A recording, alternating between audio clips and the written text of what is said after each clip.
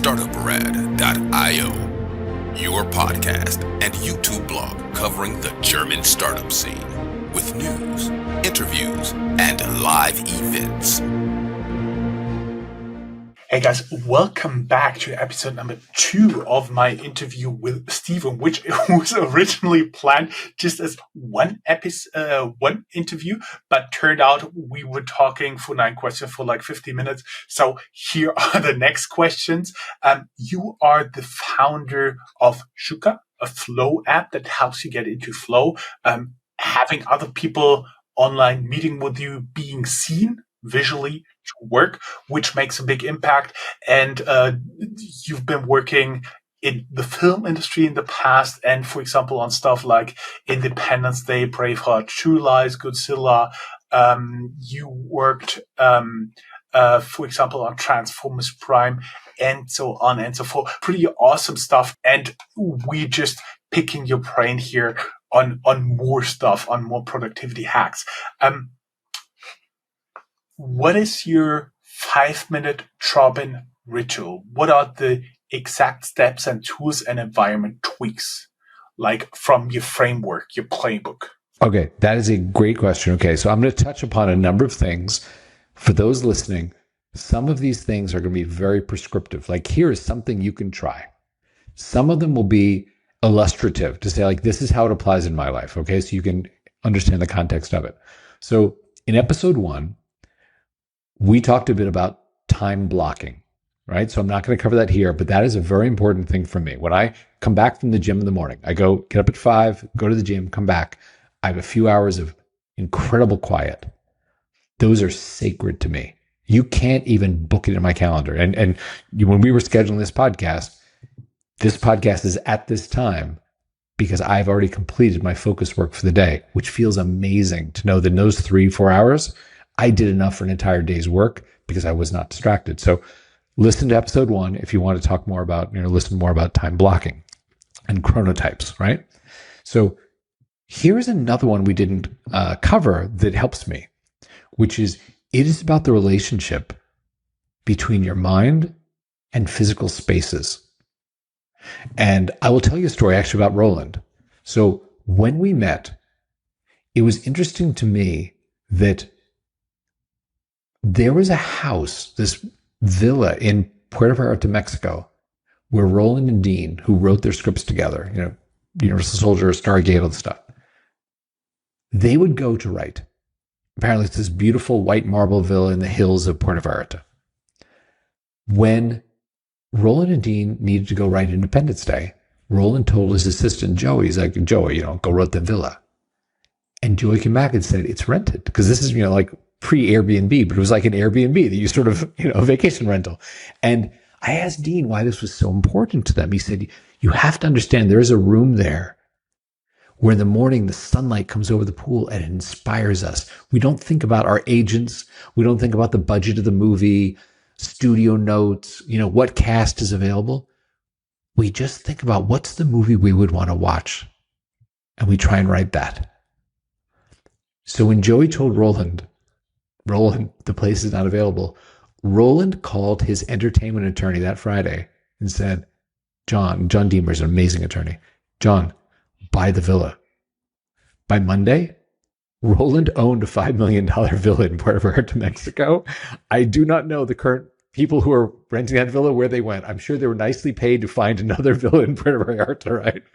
And they went down there, and 6 weeks later, Roland and Dean returned with the script that became the third highest grossing movie in film history at the time, right? That was this important thing for their mental state to be in there. Now, it is not that everyone listening to this has to go buy $5 million villas. We're not saying that. Later, when I'm at DreamWorks, right? So I was an executive vice president with Alex Kurtzman and Bob Orsi, who are great guys. And we had, that Amblin compound, the DreamWorks compound, is on the Universal Studios lot in Hollywood. Directly across the street, across Lankershim, is the Universal Hilton Hotel. Now, I'm going to be kind. This is the hotel where you stay with your 3 kids the night before you go to Universal Studios theme park. This is not a place you seek out in the world as a great hotel, right? But when Alex and Bob were in crunch time. Oh, we have to finish Transformers 2 in 3 weeks, right? Oh, we have to finish Star Trek 11. They had their assistant rent a room over at the Universal Hilton, and they would go there every day like it was the office for several weeks. And I thought to myself, they're making a couple $1,000,000 every script. Like they could buy a villa in Puerto Vallarta or they could go anywhere. Why this? And what I realized was this. They met back in school. And that hotel room with like Kurtzman on the edge of the bed with his laptop and Bob at the desk, that evoked dorm room. That brought them back mentally to, oh, we're these writers who have to prove that we're great. We have to pull this off. And that was how they used mental space. They knew that about themselves. So why do I say this? I made that mistake. When I started working remotely, in the morning, I'd be in the kitchen because you have breakfast and my laptop's there and the light is beautiful. I work from there. Come upstairs and work from my office at lunch, right? The sofa in the late afternoon. And I realized I was not taking advantage of this thing where you say to your brain, oh, I'm in this space. This is where I code, or this is where I write. And a lot of the great writers, a lot of the great engineers use that technique. So when you start to do this over time, your brain falls into that mode. I walk into my office up here now, and my brain gives up a lot of distractions around, should the laundry be done? Oh, did the trash need to go out? I walk up here and I think, oh, you know what? Let me open up my coding assistant. Let me open up, my blogging platform and do that thing. So a very simple part of my ritual to get into flow. Then, of course, there is music. And by the way, a lot of research shows for most people, the sweet spot is 60 to 90 beats per minute. Ambient, non-vocal, certain key signatures, rhythmic music. We all have, some friend that gets into flow using, 90s gangster rap or Tchaikovsky or, something. There are many outliers, but for most people, this works. And I'll tell you a couple of things that I learned outside the science, because when we designed Suka, we said, oh, I have a lot of friends who are film composers. Write me 1,000 hours of music that's basically like lo-fi beats or, upbeat or down tempo sort of stuff. We threw in some binaural beats, which I know when you have beautiful headphones like you do, you probably have experimented with binaural beats, right?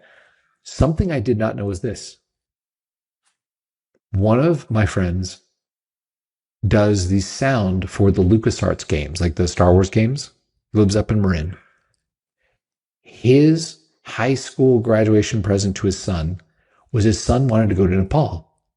So they went there. When he came back, he said, Stephen, this is going to sound weird, but when we were in Kathmandu, this one day it poured rain. It was this beautiful, lush rain.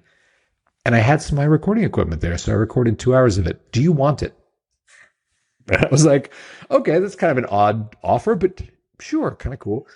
So we threw it up as a playlist. I didn't know it was going to happen. I just said, let's call it Himalayan Dream Rain, and we'll just throw it in and see if people discover it. It's our third most popular playlist. And when I asked some members that I saw listening to it, I was like, hey, do you mind? I noticed you listen to this. Can you tell me about that? They talked about how that worked for them, sort of like the physical space thing we were talking about. Oh, it reminds me when I was little, I grew up in this part of the country where it rained all the time, and I'd be doing my homework to the sound of the rain. So then I started asking, what other sounds help you get into flow? And it's interesting. Some people said, oh, surf. I grew up by the water. Oh, I grew up by this lake. We had the sound of a stream in Japan. And then a number of people said, and this brings us back to the beginning of the episode, a number of people said, oh, you know what? Coffee shops. I can't go there anymore. Like I have little children. I used to, when I was younger, I would go to a coffee shop and work from there. And, now I can't do it with kids, but I loved that feeling of being there. So we found someone who recorded a couple hours in a coffee shop in Vienna, Austria. And we threw it up with the little, the sounds of the baristas, and the plates clattering and this. And we called it Café Vienne. It's become incredibly popular. So it's weird the way people have their mental tricks. Actually, I'll link here in the show notes. I found a 26-second sample from your company on YouTube with this Himalayan Dream Rain. And I'll link it down here in the show notes. Okay. Yes. So a long answer. There are a lot of things that help. They're part of my flow practice, but there's music, there's time blocking, there is mental space tied to physical space, and there are others we can talk about. But I know that was a big chunk. Um, Give us the flow week operating system. Rituals on Monday, Tuesday versus Thursday, Friday, meeting windows, and how you defend Make Your Time. Okay, so I will tell you this. I don't have research and I don't have anecdotal evidence of different days of the week.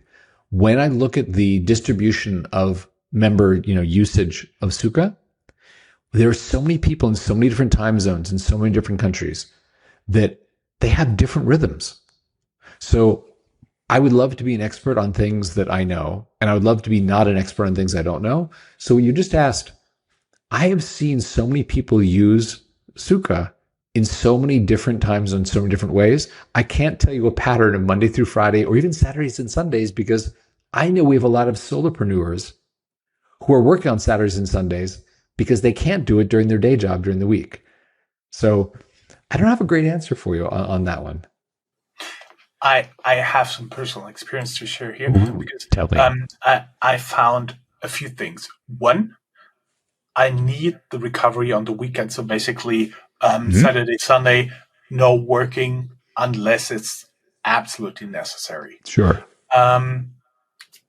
And in times of maker time, actually, what I did is after the first year of being a solo entrepreneur, I was just looking at, I was analyzing like the data that I had, and I found out Tuesdays are the least booked days. So basically, I moved like everybody. We do get 100 pitches per interview slot. So you need to work through the emails, you need to work through like the meetings with the people, and then finally condense them and get like a question list up like we did here. And so you need to have like different stages. Plus, of course, I need to meet with potential sponsors, partnerships, and so on and so Sure. forth. And so I had 2 days set up as meeting days, and in between I defend the time to be productive, and my main working day for my paying clients is my Tuesday. That's There you basically go. I'm glad you barely any. structured it that way. I work with an app, most people know Calendly, and basically on Tuesdays Yes. it's extremely hard to book with me. Yeah. And I love that because what you're saying plays into a theme that we've talked about in 2 episodes now, which is how do you get in control of your life as opposed to be controlled by your life?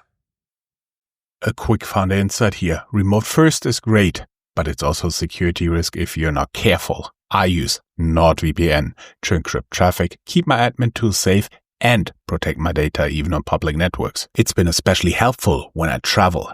And I even use it to unlock geo-blocked content or access tools from abroad. The apps are smooth, the speeds are solid, and they don't keep logs. To get the best discount on your NordVPN subscription, go to nordvpn.com/startuprad. With the link, you'll also get 4 extra months on the 2-year plan. Totally risk-free, thanks to the 30-day money-back guarantee. You'll also find a link in the episode description. Now, back to the show. You brought up something when we were concluding the last episode that I think we should talk about, which is distractions. Because I have a lot of data on distractions and what happens with our members. I can talk about it in an aggregated way. I'm not going to talk about any particular person like Jorn. You have to get off, you're watching CNN all the time, right? No. But I can talk about it in an aggregated way because I think this is very interesting and it helps us to craft the platform. And by the way, you know the value of member feedback, right? User feedback is golden. Our group chat is a fantastic place where people complain and we love it. We're like, oh, we can fix that. We can make that. We can build that, right? So you brought up distractions. Why don't you tell me, for you, what do you think are the most distracting things and what do you perceive are the most distracting things for others? I'd love to know those 2 answers. Distracted things are random phone calls. I turned to one of the startups I had here on interview from Austria. They called Phonio. So basically what I do, I only give out landline, and everybody on landline lands on my Phoneo AI system, leaves them a message, and gets here on my email. That's it. And What a that great system. I completely eliminated. Secondly, people only do like Calendly bookings. They have to be 4 hours ahead of time. That's also fine. The only things left for distracting me are actually my family, but that, on the other hand, is basically something you can manage and something that is okay in some phases. For example, I have like an unwritten rule with my family: if the door is open, you can come in. If the door is closed, right now with the recording, no distractions. So I have a question on that, which is Henry is the son that I've met, right? Is that right? Yeah. So you use headphones, which have become very popular as a signal of don't disturb me, especially in open offices. Do they also perceive the headphones as a don't disturb dad? No. I'm the dad. I'm always available for them 24/7. Okay, but for you, it's the door. It's if the door is closed. Yeah, it's a door. I actually have a key. I lock it, and when my sons were very small, they had to learn. They stand outside there knocking. If the door is closed, that's it. That is not going to open. They had to learn it. It was a few very tough days because they're outside. Daddy, daddy, hello. It breaks your heart, but then they've learned it, and then you have the pattern established. Yeah. Okay. Please go on. I'm sorry I interrupted you. What we were talking about, that was example number one, and what we were talking about Question 2 is, what do you perceive as the biggest distractions for other people? For other people, I'm not sure. I think there are really different types of people. For example, some of them are really distracted by pop-ups, by messages, and so on and so forth. That's actually a new thing, that my smartphone is not doing anything. It's my smartwatch, and only very selected apps that can ping me. And in terms of my desktop, there's barely any app, anything that can send messages. So everything I have on my cell phone is quiet, and there are like 2 or 3 tools on my desktop computer that can send me messages. That's it. Okay. Would you like to know what we've discovered about distraction? Sure, go ahead. Okay. So I started, as many entrepreneurs do, solving a problem that I had, right? And for me, there were 2 problems that were painful. One was procrastination about getting started, the inertia of getting started, and how easy it was to scroll through the news or return emails or do something as opposed to eat the frog, right? So the second problem was about distraction during the day. And I found that I was the most vulnerable when I would be encountering an obstacle. Oh, I'm trying to get this bit of code done, and the build keeps failing. What is wrong with this? I'm writing a blog post and I know that it's terrible. Like the muses are not singing to me, and I'm just reading it going, I wouldn't read this. Why am I writing this? Right? So in those moments of frustration, I would then be very vulnerable to my hand going, picking up the phone. Well, I'm just going to check and see if, you aren't WhatsApped me, or, who sent me a message. I can just return that. And that turns into then, opening the YouTube video or the TikTok or something. And just nothing good happens from that, right? So those are my 2 problems. Let me tell you about how I solved that. And let me expand to what I've seen in user data. So with the first one, getting started, I realized I would procrastinate because I was overwhelmed. There are too many things on my to-do list. It's paralyzing. Or, this thing I have to do is so big, I can't make a dent in it. But between now and the podcast that you and I are going to do today, I can't write my book or something, right? So why get started? And I realized the solutions to those were very simple. When I organize my task list in Suka, as soon as I hit play and the music starts, it hides everything but my 3 top tasks. So it forces me to prioritize and say, okay, what are the 3 important things to do today? And then not think about the 14 other things that could clutter my mind or make me multitask, right? So that was a very helpful thing for me to say, when I see 3 things that I'm working, It seems very achievable. Can I tell you, since we started that feature where we hide everything but your top 3, our members are 77% more likely to finish 3 than before, when they could see their entire task list and they would finish 1 or 2. Simple hack, nothing changed. The same tasks, the same members, the same amount of time. The only thing that changed was it seems achievable. I can do 3. When I thought about, this task, I have to go create the new website, write the book. Those are not tasks. Those are goals. So you can ask your smart assistant, hey, help me break this down. And it'll be, you know what? I saw you already wrote the outlines for chapters 1 and 2 of your book. What if today's task is just outline chapter 3? And you can do that in 30 minutes. I've been watching you. You do your outlines in about 30 minutes. Suddenly, your task list seems achievable, right? So that was a way of getting over that inertia, that procrastination at the beginning of the day. That's a problem for me. And then in terms of distraction, I didn't want to download. I mean, there's some great apps, don't get me wrong, that block your phone. They lock it. They're physical hardware devices like brick you can buy that bricks your phone. Like, there are many ways to do that. But I realized, I'm not a child. What I actually need is I just need the friend sitting next to me. It says, hey, Stephen, what are you doing? So when I hit the play button in Suka, a QR code comes up. Tap with my phone. Start work. If I pick up my phone, the little voice comes and says to me, hey, Stephen, it seems like you picked up your phone. Is that distracting you? And that gives me that one moment to say, who do I want to be? And that's sometimes all I need. Just say, you know what? I'd rather be done earlier and do better work than, stay up later tonight. Exact same thing with websites. I can declare my custom list of what distracts me and say, if I open one of these websites more than 5 seconds, not just tab surfing, but I stop on it, give me a modal that says, hey, is this distracting you? And then I just get that moment, like a friend was sitting with me, to say, who do I want to be? Now, I'll tell you what's interesting is I have seen now, running this for years, the seasonality of distractions. There are so many people with very specific sports sites, for example, that come and go. I'm telling you, yeah. And it's the same thing as, across the world, whether it is, football, soccer, we, call it here, American football, whether it's baseball, whether it's ESPN in general, there is a huge amount of seasonality to, the thing that's distracting me is this.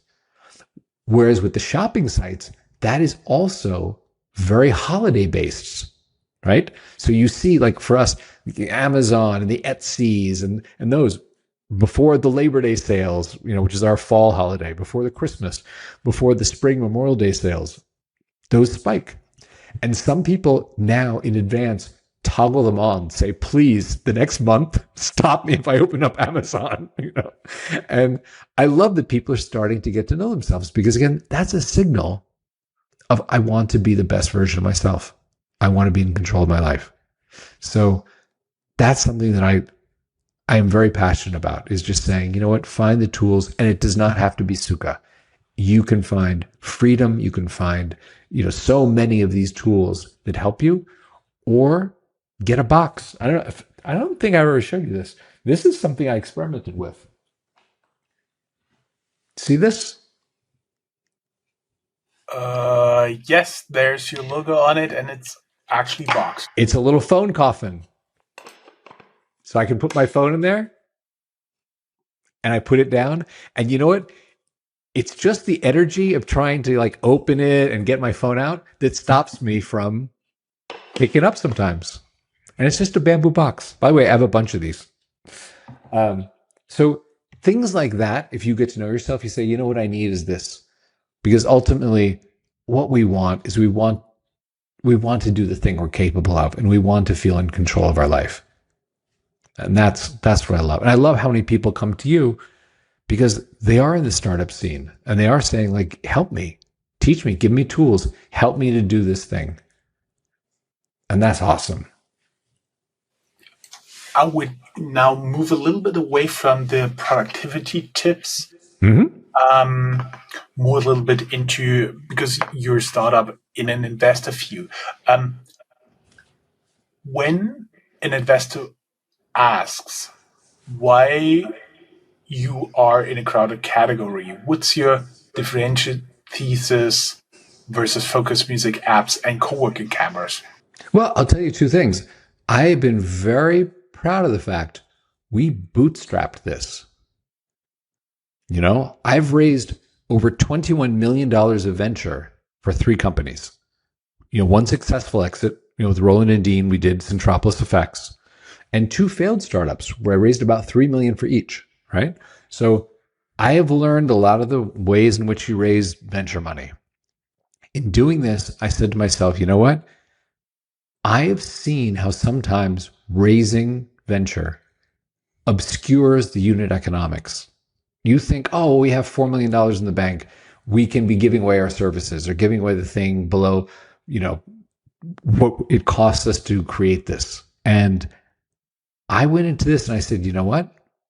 If we're not delivering a product that people want to pay for, then we have to ask ourselves what's wrong with the product.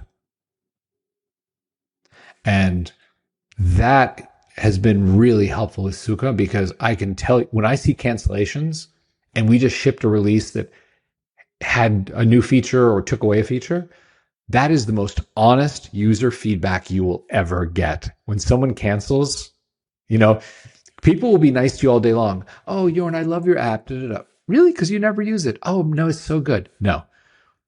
And when people tell their friends, when referrals go up, that is a great signal of, okay, we just shipped something that people are like, oh my God, Steven, check this out. This is a really cool app I use. And for that reason, with this company, I didn't raise outside venture. It is all me.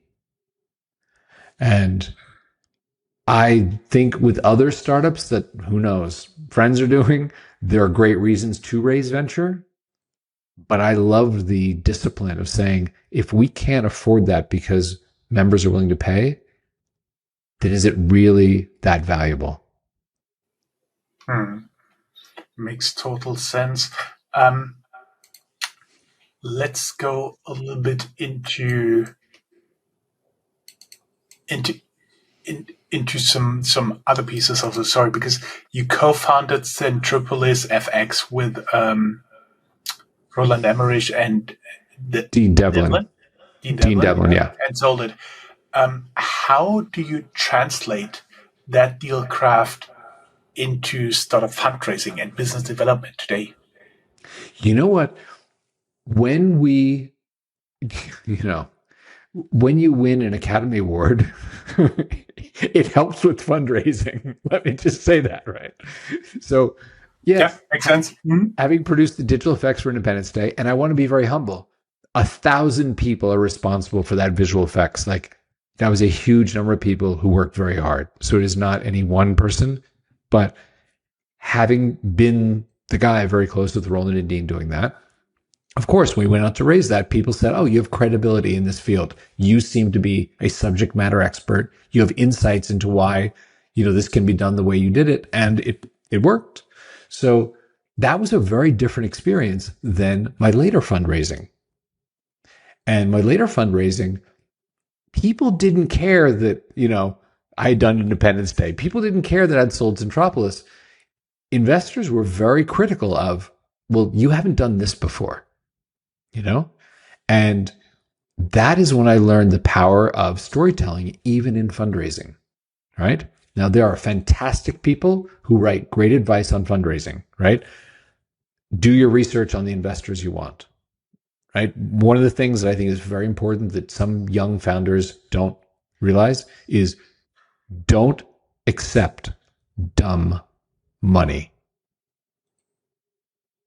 There are people who will give you money and they do not contribute anything to the company. They don't have relationships where it's like, oh, I'm doing a shopping app and this person happened to be part of Amazon and they have insights in how the business should run, or they have contacts, right?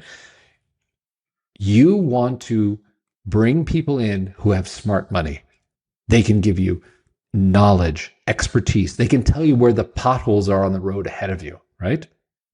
And importantly, those seed investors that are smart, not dumb, their names send a signal to later investors. Because when they say, oh, You got Jorn, who is VP of Europe for Amazon in your shopping app in your seed round.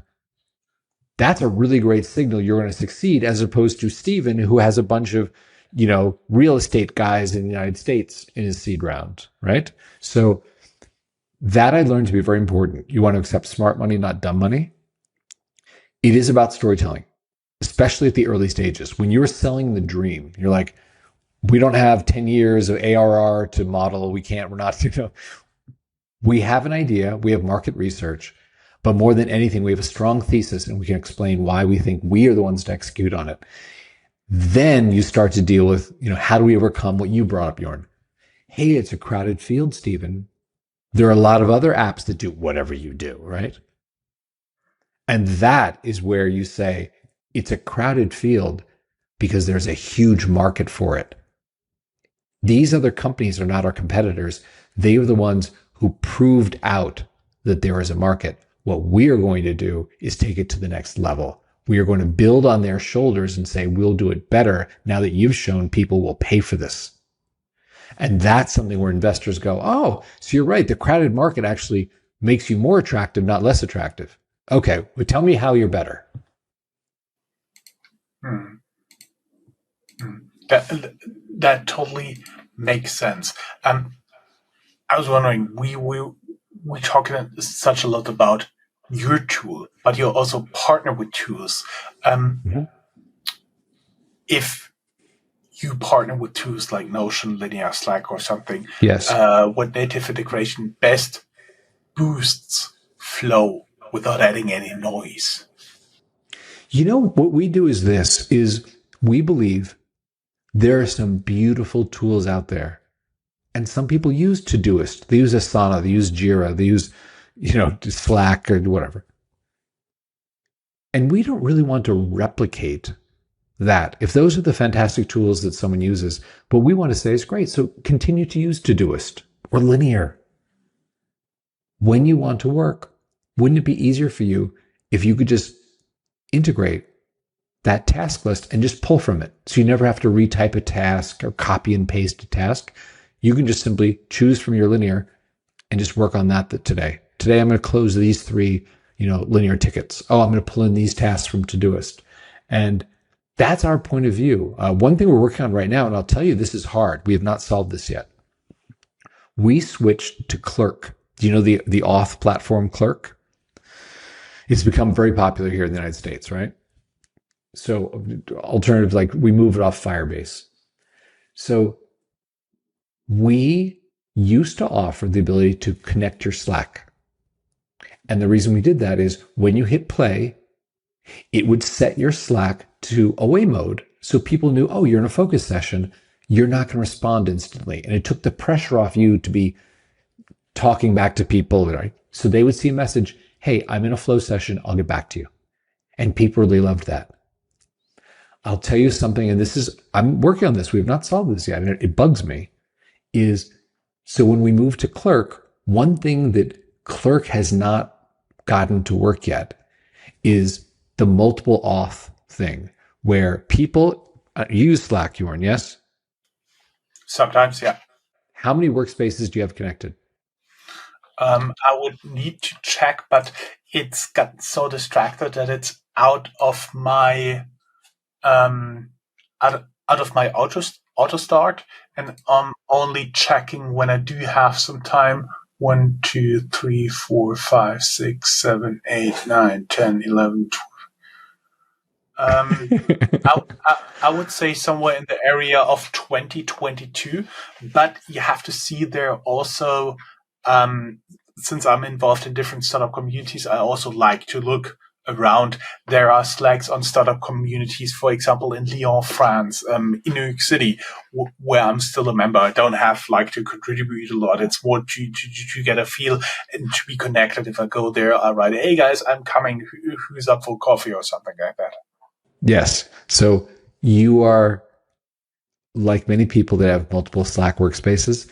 Clerk has not launched that yet. You can't do multiple auths with Slack. So we used to offer the ability where when you started, you hit play, the music starts, everything's blocked. Your Slack, all your workspaces would automatically say, hey, Jorn's in a flow session. I'm in flow. I'll get back to you. And we don't do that right now. And it bugs me every day. And we've been talking to the devs at Slack, at a clerk, to say, could you prioritize this? Because that's a big one. That is a big distraction. All little Slack messages that come in. So we got to work on that. Mm-hmm. And when I saw your startup, what you guys doing, I was wondering, what KPIs do you actually optimize for, like flow hours per user per week, task completion velocity, or something else, and why? Oh, okay. That is a really, really good question. Very few people ask me that because they're usually very curious about flow Welcome states. to Startup.io.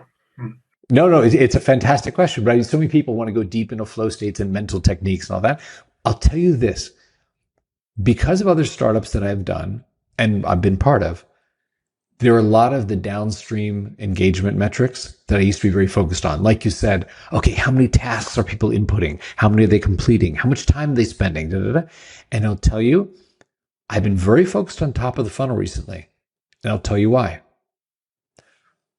Our retention, if you sign up to pay, if you do your 7-day trial and you say, oh, I get it, I want to pay, our retention is incredibly high. It hovers around 94 to 96% month over month paid retention, which is insane.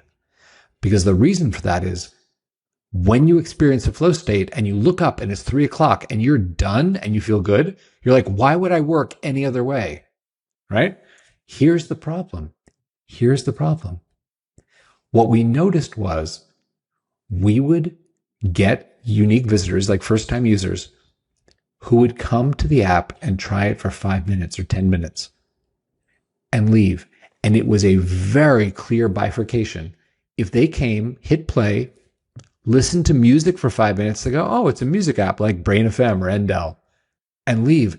They never got into a flow state. They didn't come with a task so that they could have the experience of like, wow, man, what happened? That's awesome. I want more of this, right? And I got to tell you, it was black and white. That metric, when we figured out where it was we were losing people in, first-time user experience, was so clear. I have been focused on that one metric. How do we move that needle so someone has to say, I want to come back tomorrow and develop a habit, and I'm going to come back on Wednesday, and it's free for a week. You can use it 168 hours in a row if you want without ever putting in a credit card.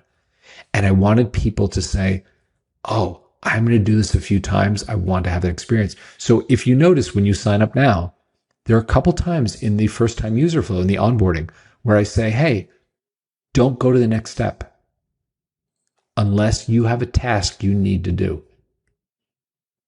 Because I know that if you just hit play, you listen to music, you'll bounce in 1 minute. You're like, oh, okay, it's music, whatever. And that's not the magic. Yeah, and the selection is not as good as on platform X and Y, and that's actually not what you're competing on. Exactly right. So there are many metrics you brought up, but I'm going to tell you that is the only metric right now that I'm caring about is how many people have a first session that's over 60 minutes. Because that is a determinant if they will end up signing up or not.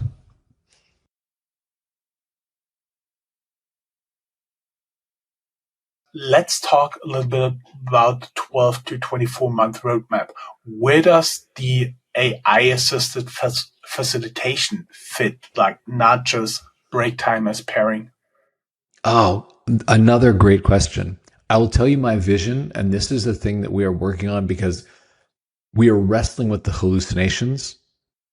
And every day we're getting closer to this, but we're not there yet, which is where we have the design. Our goal with the Smart Assistant is that in the morning, your Smart Assistant greets you. It's familiar with your task list. It suggests, Jorn, you know what? I've been watching what you've been doing every day. Here are the 3 most important things in my point of view. Are these the right 3 to start with? And you can say yes or no. You can adjust it. By the way, I noticed you're starting work today at 8 o'clock, which is right in your sweet zone, your flow state zone. You work 20% faster when you listen to this playlist in the morning. Can I put on Sonic Caffeine for you? And you're like, oh, I appreciate that. You're paying attention to me. It's not a bio-wearable sort of thing. It is you complete your tasks on time. You complete them under time. I've been watching. Here's what you do. would love for that smart assistant to say, hey, and by the way, I looked at your task list like we were talking about before, and there's something on here that's not a task. Would it be okay if I broke that down for you into actual like tasks? And that sort of companion that's looking at like, what are you listening to? What kind of breaks really recharge you? What time of day should you be working? Like, by the way, I know that right now you put on the list, you want to write some code, but this is not actually your sweet spot. Can I put that on the list for later tonight? Maybe when the kids go to bed. And then right now, let's do this other thing that you're good at doing at 11 in the morning, right? That level of personalization, that is where I'm going. I see. So basically, your own habit-forming AI Correct. assistant. Yes. Okay. Prediction. Will remote makers swing to co-located micropods or even better virtual rooms? What breaks the tie? What breaks the time? What do you mean by that? Yeah, well, what breaks the tie? Where does one win? Where does one lose? Oh, what breaks the tie? You know what? I will tell you this. I have seen such strong use cases for solo work, virtual, co-working, where you may be in a Zoom room, maybe in some sort of group co-working, and then physical co-working. I couldn't tell you which one will win. I wish I had an answer for you. But again, I only want to be an expert on things where I should be an expert. And this is one where I don't know how it's going to turn out. A little bit contrarian to what we heard from you before. Hustle culture kills innovation. Do you agree? And if you could be like Stephen Almighty, like for one day, ruling all the world, like the movie, Bruce Almighty. Would you agree? Yeah, Bruce Almighty, exactly.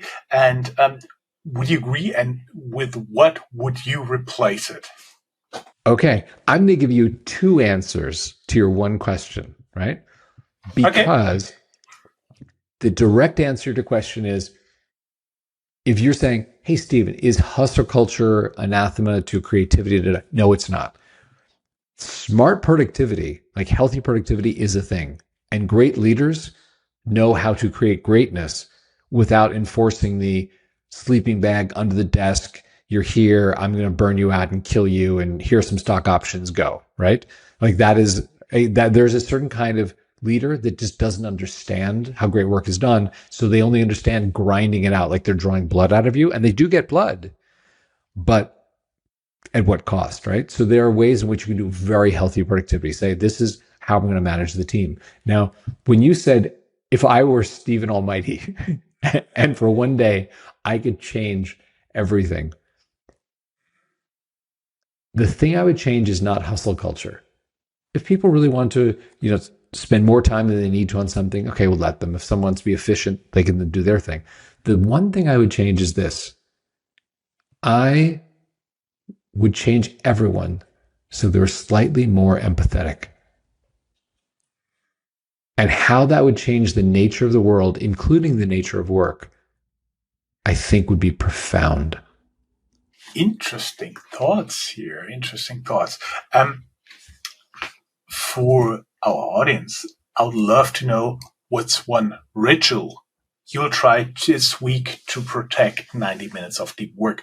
Tell us in the comments below. Tag us on social media. We'll reshare it. Advice and close. Stephen, we're now talking for 1 hour, 44 minutes and a few seconds. It's been great, though. I've really enjoyed this. Yeah, me too. Let's get to the last two questions, and then there will be a few more questions in our Founders Vault published later. What single environment change yields the fastest productivity lift for solo founders?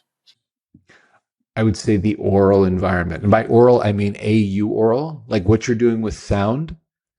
Sound has a deep influence on the brain's ability to focus. So if you're in an environment where there are sound distractions, bings of your phone, children running by, the doorbell, it's a horrible way to break focus. So if there were one thing I had to say about the environment, it's easy to say, oh, declutter your desk or go work in this particular space. But I would actually say, work out your sound environment, your oral environment.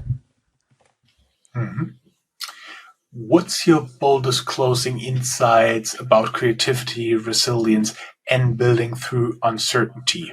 Well, about creativity, we talked about the other thing. That is something that every time I've been blocked on something, I go back to what Jeff said to me 20 years ago, right? You have to be doing the other thing to have the back of your mind say, and here's the solution you've been waiting for. So if I'm blocked, I will go for a walk. I'll go downstairs. I'll take a shower. I'll do something and then let the back of my mind do that. So that is my biggest hack in terms of creativity. And did you also say mental focus or energy? What was the other part of your question? The boldest closing insights about creativity, resilience, and building through uncertainty. Resilience. Okay, so creativity, it is about the other thing. About resilience, it is that every role model you have has failed miserably. Period. Everyone. So you can look up to whomever you want. And just when you have that moment of like, oh my God, this thing happened. We didn't close the round, or we lost users this month or whatever. Everyone you look up to has had a worse loss than you. And I'll tell you this, the Austin Film Festival was recently here in Austin, and a number of people that I know from my film days, which is over a decade ago, were here, with premieres of their movies, their TV series. So they invited me. They're like, hey, I'm in Austin. I know you live here now and you're in tech, but do you want to come to my premiere? I will tell you this, Jorn. If you asked me 15, 20 years ago, who are the people that are going to be having premieres, I would have guessed wrong because I thought the determinant was talent. It is not. It is tenacity. The people who were here a month or two ago and were like, come to my premiere, I had come to this. They are not the ones that my friends and I all thought, oh my God, that's the best director ever. Oh, it's the most amazing writer. They're the ones who could take no to their face and still get up and say, okay, I'm going to try again. Very, very true. Stephen, it has been a big pleasure talking to you. It's been wonderful. Thank you for having me. Thank you very much. It was now the final recording time will be around 1 hour and 50 minutes. I would say it's a long movie, right? Yes. Awesome. Great. It was such a pleasure having you. Hope to have you back in some time. Thank you very much. All the best. Okay. Bye.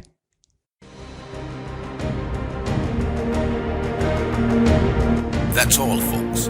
Find more news, streams, events, and interviews at www.startuprad.io. Remember, sharing is caring.